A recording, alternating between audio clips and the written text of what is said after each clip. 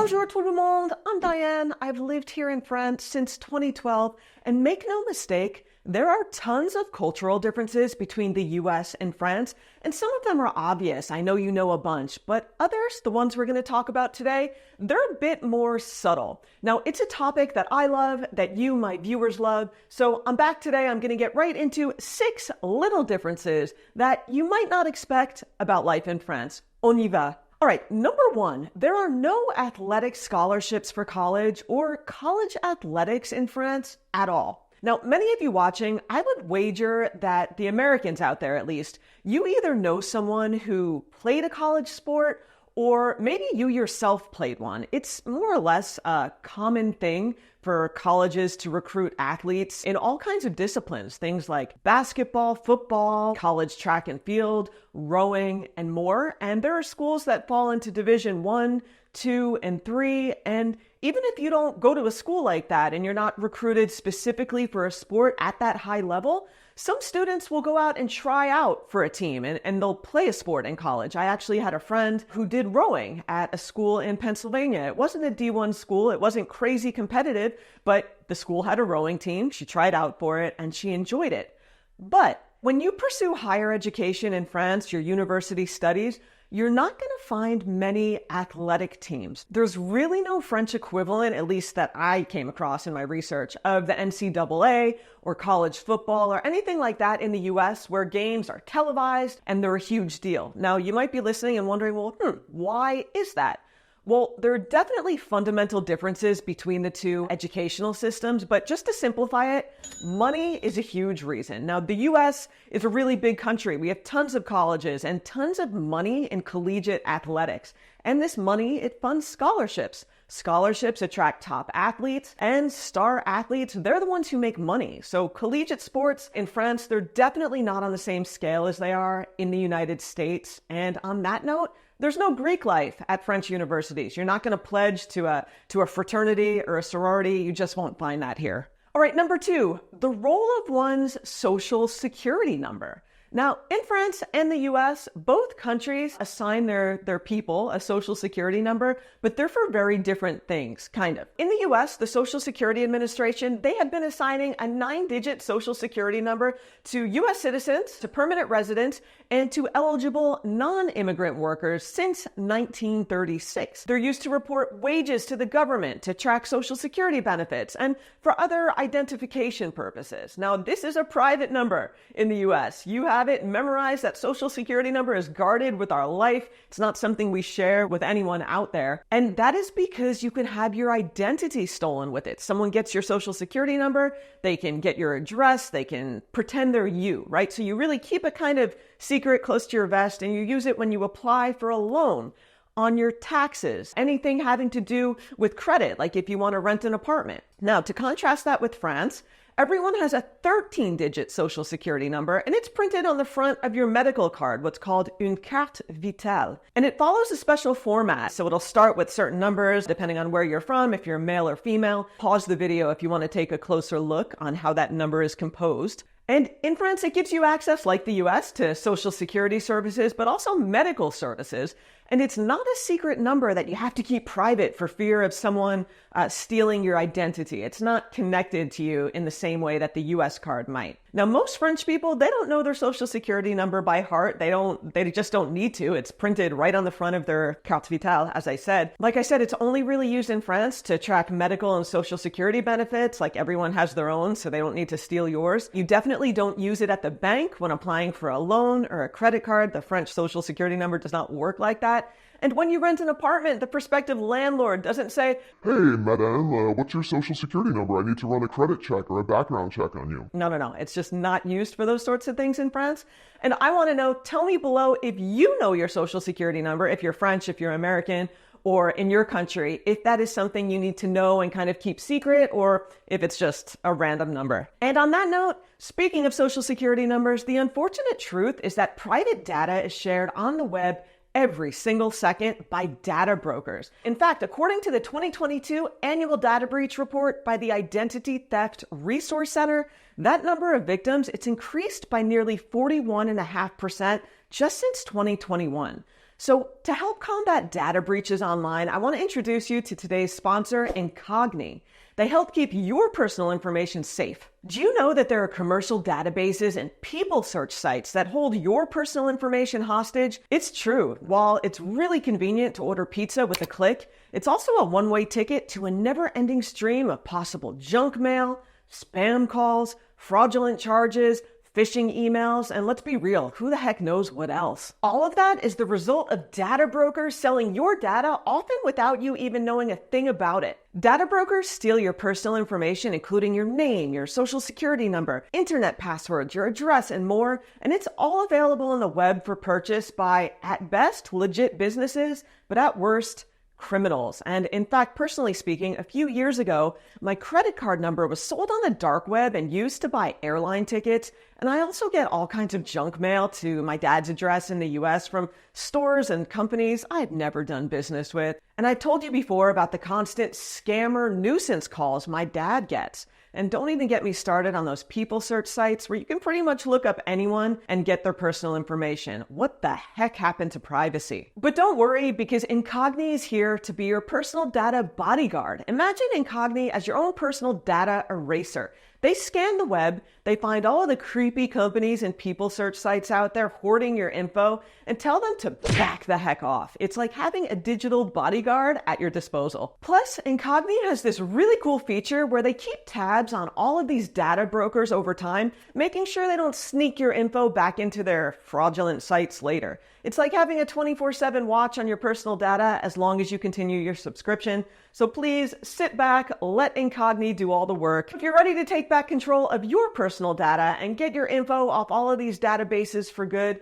please head over to Incogni and get my exclusive discount of 60% off an annual plan. All of that good info is via my link below. Now back to the video. And number 3, doctors call you into the exam room themselves. So let me explain what I mean. Growing up in the fine state of New Jersey, doctors' offices would have a staff. And this was pretty standard, as a kid going to the pediatrician or even to the primary care physician as an adult. You walk in, there's an office staff to check you in, maybe a billing department. And then you wait in the waiting room, and then when it's your turn, you're greeted by a nurse who would then get you from the waiting room, walk you to the exam room, and he or she might take your vitals, or at the very least, take a few notes, ask you why you're there, what your symptoms are, just the reason for your visit. Usually you wait a few minutes, and then the doctor comes in, and he or she is usually dressed pretty well in a collared shirt, maybe even a white coat, depending on the office, and a stethoscope around his or her neck. And sometimes, if I needed blood work, depending on the practice, there would be a phlebotomist on staff who would come in and do the blood draw right in the office for you. You didn't need to go to a lab. Now, in France, this whole process is a little different. A lot of primary care physicians, they work alone, or they work in a really small practice with maybe just a couple of other doctors, not like a whole thing. And they don't have a nurse, they don't have a billing staff, and sometimes no one even greets you when you come into the office. There's no secretary because he or she works off-site, and you just go directly to the waiting room and wait. And then when it's your turn, the doctor will come out personally to the waiting room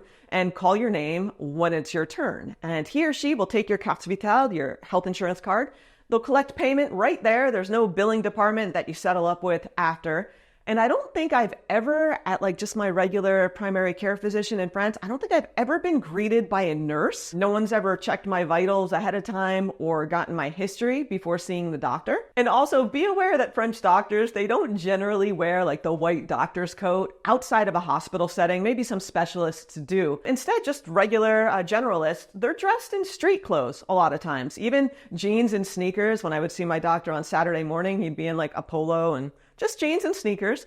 And definitely don't do what I asked years ago when he came out to call me for the first time. I was like, "Hi, are you the doctor?" Because I was wondering who this casual man was calling my name. But as I said, it was a long time ago. In my defense, I had never been to the doctor before in France, and I did not realize that the doctor would be totally dressed down in jeans with his shirt unbuttoned and his chest hair poking out of the top of his polo. But still, assume the person who gets you from the waiting room, the person who calls your name, that's the doctor, and act accordingly. All right, next up, there is no kale. Yes, the great kale mystery in France. Now in the US, the super healthy leafy green cabbage is pretty well known. It's maybe not quite as commonplace as a carrot or bell pepper, but People know what kale is and they enjoy it in salads and smoothies. And my personal favorite, I love kale chips. Now, you can find bagged kale in the US pretty much everywhere in the US next to the lettuce. Like, it's a very normal vegetable, but good luck finding some in France. Finding kale here is really like searching for a unicorn. You're just not going to see it. Now, years back, there was a woman named Kristen, I believe, who had something called the Kale Project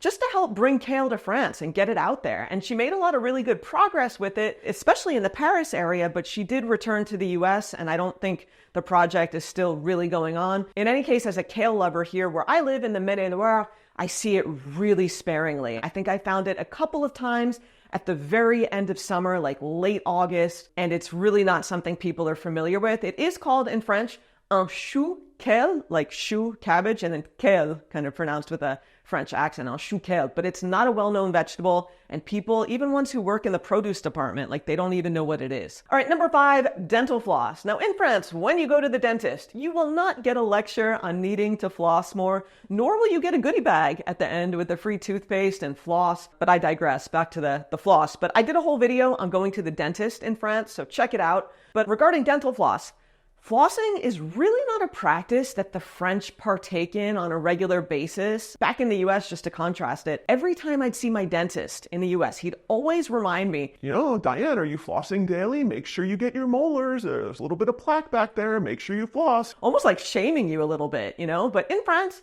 my dentist never even mentioned it once, and when I asked specifically about flossing, he said he doesn't recommend it because it's just too rough on the gums. That was kind of shocking to me because it was so different than what I had heard my whole life in the US from my American dentist, and I've just come to learn it's a different school of thought, And in the supermarket, at the pharmacy, you don't see a bunch of floss varieties either, although you can find it. It's not like a random item that doesn't exist here. You can find it at French pharmacies. The French do buy dental floss.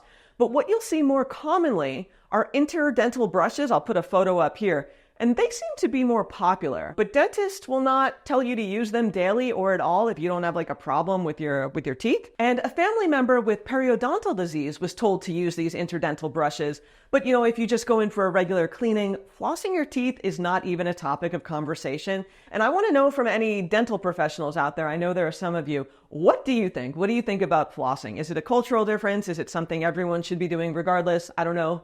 Tell me below. All right, number 6, deadlocks on doors. Now, something you'll see in France, which kind of freaks me out, are entryway doors with deadlocks. I'm not talking about deadbolts. I'm talking about deadlocks, a door type that needs to be locked and unlocked with a key from the inside, and the outside like a normal door. But it doesn't have a latch or a button or a hook or anything to turn to unlock it from the inside without that key. So if you lock your door from the inside after shopping and you take your key out of the door, you misplace it, you're out of luck and you cannot get out of your home. It doesn't latch shut, it doesn't open without a key. And my in-laws actually have this kind of door. And if you think about it for a minute, let's say you get home from grocery shopping, you use your key to unlock the door, from the hallway, from the outside. And then once you get in, you lock your door so no one else can get in. And then you take the key out of the door because it's on your keychain or whatever. You put it in another room, your dog takes it, your kid takes it. You literally cannot get out of your house or open it if the doorbell rings if you don't find that key and then put the key in to unlock it. Like I said, there's no button to unlock it from the inside. So you're probably thinking, wow, that doesn't sound very safe. And it's not, because in the case of an emergency, a fire, there's no emergency opener or anything. Like without the key, you can't pop it open. It can also be an issue, and this has happened to my in-laws, where they just have one key. They have multiple now, but for whatever reason, my mother-in-law left with the key, locked the door from the outside, and then my father-in-law wanted to go outside. He had an appointment, and he had to go out the window because without the key, he couldn't open his front door because his wife had taken it and left. So from a safety standpoint, from a practicality standpoint, you can see how these kind of deadlocks aren't great. I personally think they're super dangerous. And I think in the US, I don't know if they're illegal,